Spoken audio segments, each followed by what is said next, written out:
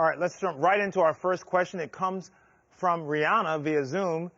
What's your question? Hi. My son is 5 and high risk, and so naturally there's a little bit of concern with him going to the dentist and such. How have the standards for sterilization of tools between patients kind of become more rigorous since COVID?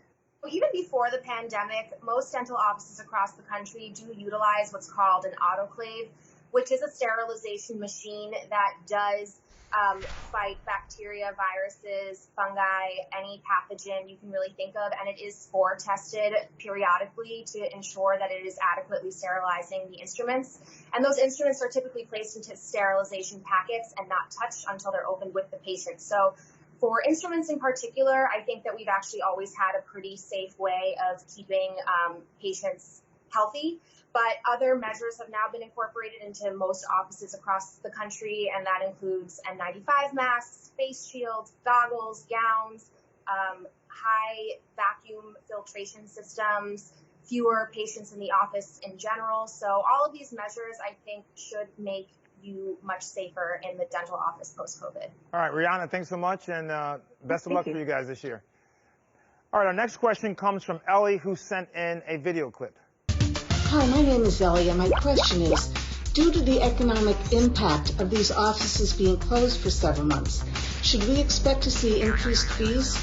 And also, if that's the case, should we expect to see higher insurance rates as well?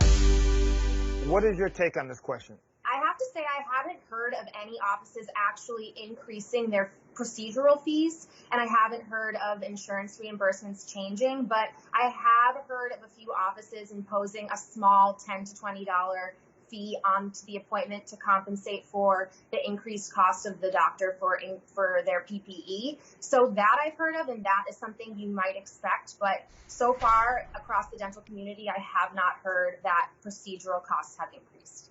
Okay, here's our last question. It's from Christina. She sent it via email. She writes, if I'm getting my mouth looked at, I won't be wearing a mask. How do I know there's no airborne germs from a previous patient? Offices across the country have done a really great job to increase their personal protective equipment, and the ADA actually did come out a few weeks ago and say that ever since patients have returned to seeing their dentist, that there hasn't been an outbreak of COVID associated with a dental office yet. However, again, this is a very individual decision. I think it's important to look where you are in the country, look at the number of new cases, call your provider, ask questions, ask about what they've done in their office to increase their safety measures. And I think that's really the best way to approach this as comfortably as possible.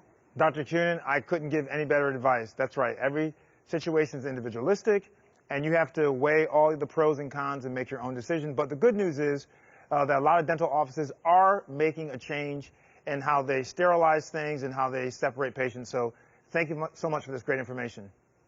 Thank you for having me.